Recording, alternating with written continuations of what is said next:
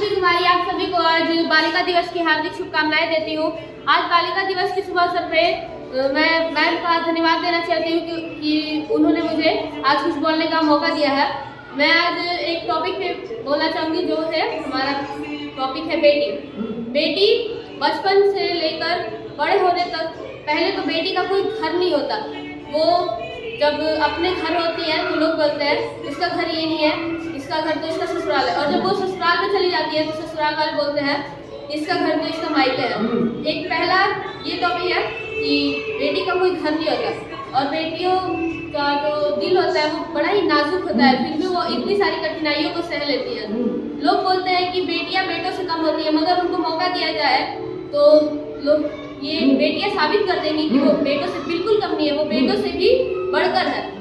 एक बेटी को लोग बोलते हैं कि मतलब बेटी का तो बस काम है, लड़की का काम है बस बच्चे पैदा करना, मगर लोगों को ये समझ नहीं है कि एक लड़की को एक बच्चा पैदा करने में जितना दर्द होता है, अगर उतना दर्द कोई मर्द सहे तो उसकी मौत भी हो सकती है।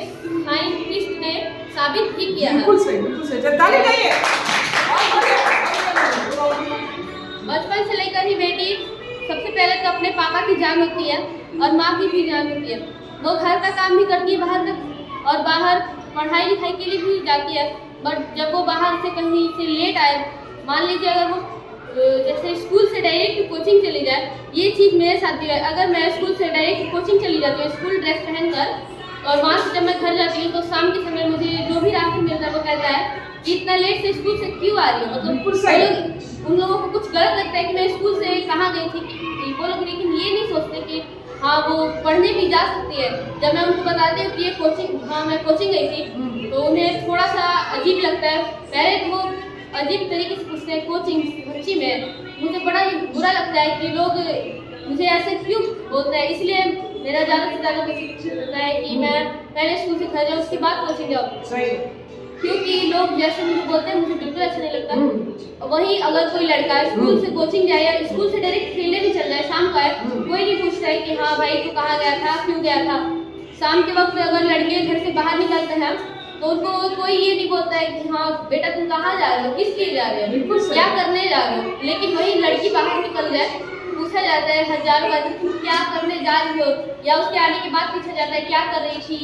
उसको अगर कोई काम भी हो फिर भी वो बाहर चली जाए, फिर भी उस पर 10 बार आपका मंदिर लगाए जाते हैं, नहीं तुम्हें रात को बाहर नहीं जाना चाहिए, बाहर नहीं जाना चाहिए।